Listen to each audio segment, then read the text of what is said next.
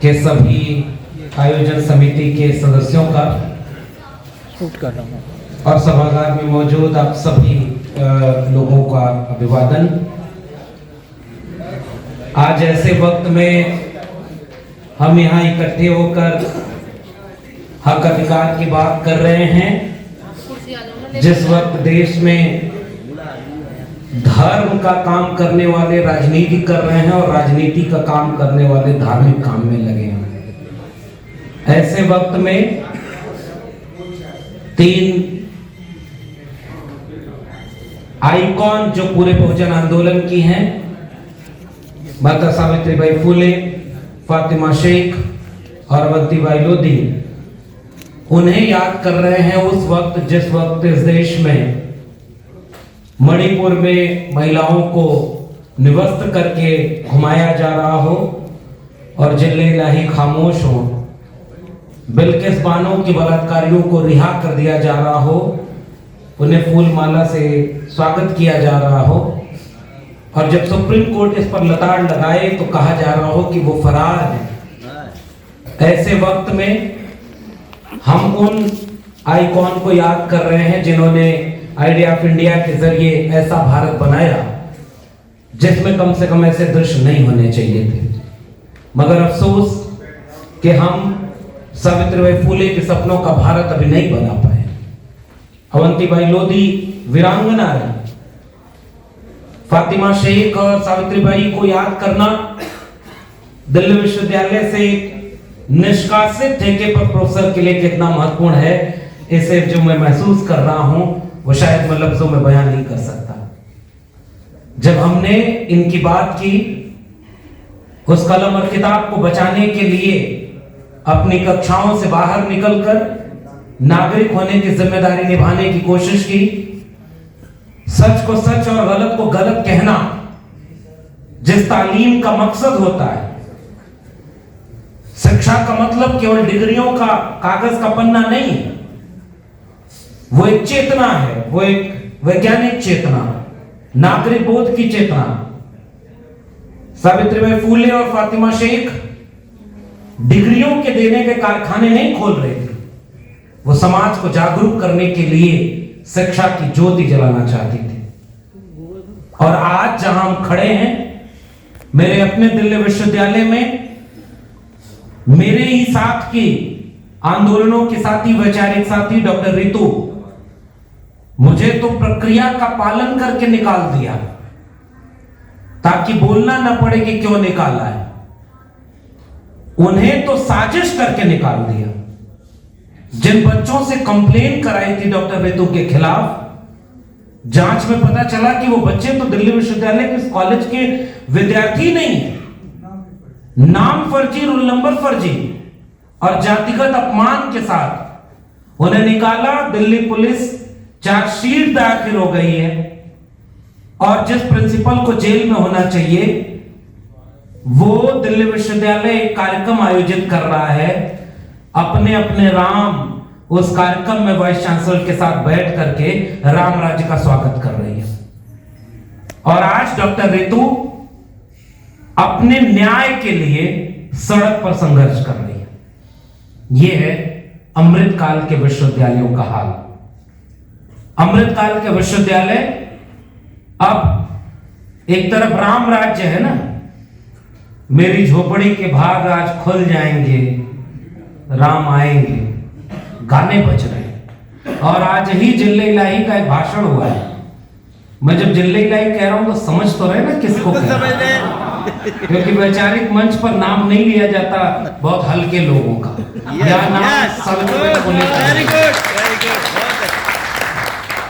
उन्होंने कहा कि बहुत दिनों तक वो टेंट में थे तो उन्हें बहुत पीड़ा है। काश बचपन में मैं भी ऐसे टेंट के घर में रह पाता।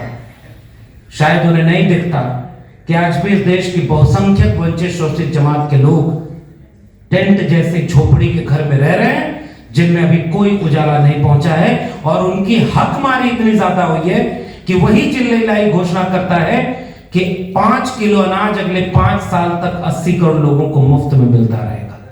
यह है अमृतकाल का भारत। सपने दिखाए गए थे कि 2 करोड़ रोजगार मिलेगा, सपने दिखाए गए थे कि 15 लाख हर अकाउंट में आएंगे, सपने दिखाए गए थे कि 100 स्मार्ट सिटी स्मार्ट गांव बनेंगे, सपने दिखाए गए थे कि पढ़ेगा इंडिया तो आगे बढ़ेगा इंडिया। और हकीकत यह है कि अब चुने हुए नेताओं का काम अब रह गया है कि धार्मिक स्थलों का उद्घाटन करें। आज का सबसे बड़ा एजेंडा इस देश का क्या है कि मंदिर बन गया और वहीं बन गया, राम राज्य आ रहा है। और राम राज्य में एक लक्ष्मण यहां खड़ा होकर पूछ रहा है कि वंचितों और शोषितों की जगह कहां है। ये विडंबना और विरोधाभास है। हम जानते हैं कि राम राज्य लोकतंत्र नहीं था। हम चाहते हैं कि इस देश में कोई राज हो तो वह संविधान का राज हो और दूसरा कोई राज नहीं। उस संविधान ने सबको बराबर का हक दिया। उस संविधान ने यह हक दिया कि जिसे मंदिर बनाना है, मंदिर बनाने वाले, मंदिर में आस्था रखने वाले मंदिर बनाए और उसका कार्यक्रम करें, मस्जिद बनाने वाले उसका काम करें, चर्च और गुरुद्वारे वाले अपने धर्म का प्रचार करें। यह संविधान इसकी इजाजत देता है। लेकिन जनता का वोट लेकर के सत्ता पाने वाले स्कूल, कॉलेज, विश्वविद्यालय बनाए, इसके लिए भारत का संविधान लिखा गया था। और वो लोग केवल धार्मिक काम कर रहे हैं और उनकी बिकी हुई मीडिया दिल्ली विश्वविद्यालय के इन प्रोफेसरों के किस्से को नहीं कहेगी कि एक विश्वविद्यालय के प्रोफेसर आज किस स्थिति में खड़े हुए। और आज ओबीसी महासभा का कार्यक्रम है। जिस व्यक्ति ने गुजरात का मुख्यमंत्री रहते हुए कभी अपनी जाति नहीं बताई थी, और जब उसे प्रधानमंत्री बनना हुआ तो उसने कहा कि मैं ओबीसी मां का बेटा हूं। और जब 2019 आया तो उसने कहा कि मैं तो अति पिछड़ी मां का बेटा हूं। और जब इस देश के लोगों ने कहा कि आप ओबीसी हो तो एक अच्छा काम करा लो, इतिहास में तुम भी अमर हो जाओ कि जाति जनगणना करा लो, अचानक बोला कि जाति तो होती ही नहीं है। यह है इस देश की हकीकत। और अपने आप वो समझ में आ गया। और मैं तो चूंकि विषय महिलाओं से जुड़ा हुआ है और हम जानते हैं कि जिस महिला आरक्षण की बात होती है, इस देश में अपमान किया गया, इसलिए जातियां जिंदा हैं और अब सम्मान की लड़ाई लड़ना चाहती हैं। इसी देश में कर्पूरी ठाकुर जब मुख्यमंत्री थे, चुने हुए मुख्यमंत्री थे, राम नरेश यादव चुने हुए मुख्यमंत्री थे, तो यहां से गाली गिनी दिल्ली के गलियारों से चली करती थी कि दिल्ली से चमड़ा भेजा संदेश, बार बना हुआ कर्पूरी और भैंस शराब राम नरेश। वो इतिहास इसी देश का है और बहुत पुराना नहीं है, 30-40 साल 50 साल हुआ है मुश्किल से। बीपी मंडल साहब के विरासत के सूरज मंडल साहब यहां बैठे हुए हैं, वो बार बार इतिहास इस देश के ओबीसी लोगों को बताने की जरूरत है। वो तो जमींदार परिवार के थे, आर्थिक और सामाजिक रूप से बहुत सक्षम थे। और जब बीपी मंडल साहब मुख्यमंत्री थे और गंगा में आग लग गई तो बिहार के सदन में खड़े होकर एक आदमी ने कहा कि शूद्र मुख्यमंत्री बनेगा तो गंगा में आग नहीं लगेगी तो क्या होगा। बीपी मंडल साहब ने कहा कि देखो, हम तो मुख्यमंत्री बने हैं, गंगा में आग लगी है और तेल रिसने से लगी है, लेकिन हमारे यहां होने से तुम्हारे सीने में जो आग लगी है इसे हमें और भड़काना है ताकि बराबर का समाज बनाया जा सके। आज उसी बिहार, उसी इतिहास को याद करते हुए जब कोटा विदिन कोटा की मांग की गई थी, क्योंकि विषय है महिला आरक्षण का, नई संसद बनाई गई, नया भारत बनाने का ख्वाब दिखाया गया। सुबह ही जिले लाई ने यह भाषण दिया कि यहां बैठकर यह तय हो जाएगा कि भाषा आपकी बताएगी कि कौन विपक्ष में बैठेगा, कौन पक्ष में बैठेगा। और शाम तक उन्हीं का सांसद, इस देश के चुने हुए मुसलमान सांसद को कटुआ, मुल्ला और आतंकवादी कहता है। यह नई संसद के पहले दिन की घटना है। उस जगह पर आज आप सम्मान और हक की लड़ाई लड़ने आए, इसलिए वंचित शोषित सबकी बात करते हैं। ज्योतिबा फूले और सावित्रीबाई फूले को उनके पिता ने जब घर से निकाला कि स्कूल खोलना और बच्चों को शिक्षा देना धर्म विरोधी काम है, इसलिए घर से निकल जाओ, अपना घर का आंगन खोल दिया था।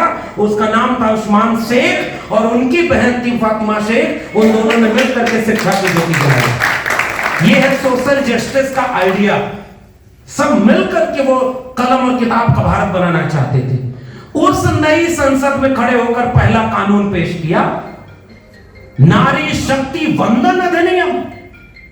और ऐसा नाम दे करके जब मांग हुई कि कोटा विदिन कोटा उसमें होना चाहिए, एक दौर था। और ये आखिरी बात है, चूंकि बहुत वक्त हो गया है, एक दौर था, हमारे नेताओं में यह साहस हुआ करता था कि दंगाई रथ के सामने खड़े हो जाएं और रथ अगर न रुके तो रथ चलाने वाले को जेल में डाल दें। यह साहस हमारे नेताओं में एक जमाने में हुआ था। हमारे नेताओं में एक जमाने में यह साहस था कि अगर उत्तर प्रदेश के मुख्यमंत्री हैं और मुख्यमंत्री ने कानून की रक्षा की शपथ ली है, संविधान की शपथ ली है, तो कोई दंगाई भीड़ अगर किसी पर हमला करने जा रही हो तो उसको रोकने के लिए, कानून और संविधान को बचाने के लिए अगर गोली चलानी पड़े तो भी चलाने का साहस था।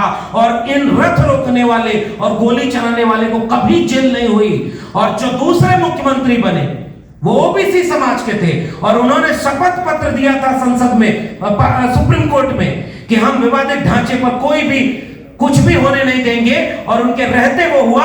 उन्हें एक दिन की जेल भी होनी पड़ी थी। कानून का राज कहां था और कानून के खिलाफ कौन था? आज चूंकि वक्त ऐसा है कि ये सारी बातें बोल दीजिए तो लोगों की भावना आहत हो जाती है, और इस पर भावना नहीं आहत होती कि जो राम को लाए हम उनको लाएंगे।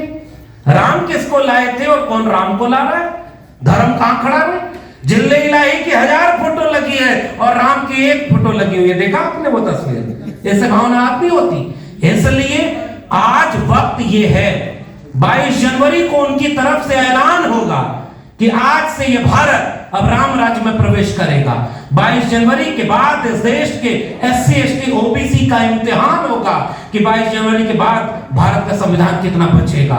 इसकी तैयारी हमें करनी है, संविधान को हाथ में लेकर। और महिला कोटा विद इन कोटा, और उसका वो किस्सा कि जब सदन में खड़े होकर लालू, मुलायम और शरद यादव ने विरोध किया तो उन्होंने कहा था 3 यादवास अगेंस्ट वुमेन रिजर्वेशन, जबकि शरद जी ने खड़े होकर कहा कि 33% क्या 50% करना है तो 50% रिजर्वेशन महिलाओं को दो, लेकिन कोटा विद कोटा के साथ ये मांग होनी चाहिए। लेकिन अखबार में कौन, टेलीविजन में कौन, और महिला विरोधी घोषित कर दिया। आज हम शुक्रिया अदा करते हैं उन पार्टियों का भी जो 2010 में जातीय जनगणना के समय थोड़ी चाल चल दी है, इसलिए जातीय जनगणना एक्ट के तहत नहीं हो पाई, लेकिन आज वो भी जातीय जनगणना की बात करते हैं, न्याय यात्रा निकाल रहे हैं और वो कहते हैं कि सामाजिक न्याय होना चाहिए। तो हम विचारधारा के साथ उन सारे लोगों के साथ खड़ा होना चाहेंगे जो वैचारिक रूप से हमारे साथ खड़े हैं। और उन्होंने ये कबूल किया कि हमसे अतीत में गलती हुई कि हम कोटा विद इन कोटा की मांग नहीं मान पाए थे। तो हम तो जानते हैं दिल बड़ा करने का वक्त है। आज अभी हमारे लोग कह रहे थे कि शिकारी आएगा, जाल फैलाएगा, दाना डालेगा, फंसना मत। ये बात तो हम लोग देश में घूम घूम के कह रहे हैं। ओबीसी महासभा के कार्यक्रम में इतने वक्ता क्यों रखे गए? क्योंकि अगर कोई नहीं बोल पाएगा तो कल नाराज हो जाएगा, शाम को ट्वीट करेगा कि अब तो लगता है ओबीसी महासभा टूट जाएगी। वो केवल वही नेता बन रहे, मजबूरी है इनकी। जो नहीं भाषण दे पाएगा वो नहीं कर पाएगा, और मैं भाषण दे लिया तो मैं निकल के कहूंगा बड़ा अच्छा कार्यक्रम था। इससे उबरना होगा। नाक बड़ी हो गई हमारी, दिल छोटा हो गया, और इसीलिए वो जो दुश्मन के लोग, वैचारिक दुश्मन लोग हैं, वो हमें आपस में लड़ा लेते हैं। ओबीसी का हक कौन मार गया? इन्होंने खा लिया। भाई जातीय जनगणना करा के हमको पता दो, 2 कदम हम पीछे हो जाएंगे। हम तो तुम्हारे हित की बात कर रहे हैं। बिहार सरकार को यहां से क्रांतिकारी सलाम करिए कि उसने जातीय जनगणना कराकर बता दिया कि 3% वाले 60% से 90% कब्जा किए हैं, और जो 63% हैं वो 23% भी नहीं कब्जा किए हैं। ये आइडिया ऑफ इंडिया का सवाल है। इसलिए जातीय जनगणना आज इस देश में जो भी उठाए इस मांग को, हमें उसके साथ खड़े होने का वक्त है। और 2024 का चुनाव, ये आखिरी बात बोलना चाहता हूं, एक राम दशरथ का बेटा, एक राम है घर घर लेटा, एक राम का सकल पसारा, एक राम सब जग से न्यारा। हम तो कबीर के राम को मानते हैं। कस्तूरी कुंडल बसे मृत जोड़े पर माए, और ऐसे घट घट राम है दुनिया देखे ना। और आज राम को वहीं ले आ रहे भैया, उंगली पकड़ के ले आ रहे। इसलिए हम वो नहीं मानते, हम कबीर को मानते हैं, रविदास को मानते हैं, हम बुद्ध को मानेंगे। और फूले अम्बेडकर पेरियार के साथ ये ऐलान करना चाहते हैं, क्योंकि हम न्याय के पक्ष में हैं। कोटा विद इन कोटा के साथ महिला आरक्षण आज ही लागू हो, इसकी लड़ाई लड़नी चाहिए। जिले ने जो घोषणा की है वो 2029 में नहीं, 34 के बाद भी लागू नहीं हो पाएगा ऐसा महिला कोटा विद इन। लेकिन गांव के लोग तो समझेंगे नहीं। जैसे गांव के लोग ये नहीं समझते कि मंदिर किसी सुप्रीम कोर्ट के ऑर्डर से बन रहा है, वो समझते हैं कि जिल्ला बनवा रहे हैं, अपनी जेब के पैसे से बनवा रहे हैं और निमंत्रण भी वही बांट रहे हैं, नहीं जाओगे तो तुमको देशद्रोही कर देंगे। अच्छा तो ये हुआ कि उन्हीं के धर्म गुरु ने कह दिया कि ये तो पाप हो रहा है, अधूरा मंदिर बन रहा है। अब कहो उनको सनातन विरोधी। तुमने इस देश के दलितों, पिछड़ों, आदिवासियों को हर कदम पर धर्म विरोधी कह के उनको अपमानित किया। देखिए, धर्म का काम करने वाले जोर से बोलते हैं, उनके सामने कैमरा माइक लाइव चल रहा है। अयोध्या में सब टेलीविजन चैनल का वहां पर सेंटर खुल गया है, रोज दिन रात अयोध्या दिखाई जा रही है। लेकिन इस देश में शिक्षा की मांग करने वाले लोगों की लड़ाई को कोई लड़ना नहीं चाहता। इसलिए कई बार हमारे लोगों को भी लगता है कि अब तो एक ही तरह का नैरेटिव है, लेकिन हम लोग इस मन से कहते रहेंगे, शिकारी आएगा, जाल फैलाएगा, दाना डालेगा, लेकिन चिड़ियों फंसना मत। मगर एक बात और याद रखिएगा, जाल में कबूतर ही फंसाए जाते हैं, बाज नहीं फंसते। इसलिए अगर ताकत का एहसास हो कि आपको अगर आबादी ज्यादा है तो जिम्मेदारी भी ज्यादा है। और मैं ओबीसी लोगों से एक ही गुजारिश करता हूं, प्रोफेसर रतन लाल ने जो बात कही उसको इंडोर्स करते हुए कहता हूं, डॉक्टर रितु अगर कोई लड़ाई लड़े और उसके साथ अगर ओबीसी के लोग नहीं खड़े हैं तो माफ करिए 85% की बात करना बेमानी। अगर डॉक्टर लक्ष्मण यादव के साथ अन्याय हुआ और उसके साथ पूरा दलित समाज खड़ा हुआ तो ये बताने की जरूरत नहीं है कि 85 और 90% लोग एक हैं, क्योंकि वो रिश्ता सामने दिख जाता है जरूरत पड़ने पर कौन किसके साथ है। आखिरी वाक्य, दिल बड़ा करें और नाक छोटी कर लें। आइए मिलकर के, बहुत बुरा वक्त आने वाला है और इसकी घोषणा नहीं होगी, ये चुपचाप आएगा। रामराज आएगा तो शंभू वध होगा। इसलिए हम शंभू को मानने वाले लोग एक सवाल करते हैं कि राम राज नहीं, आप राम को अपने पास रख लो, राज हमारे पास दे दो, हम संविधान का राज बनाएंगे। बहुत धन्यवाद।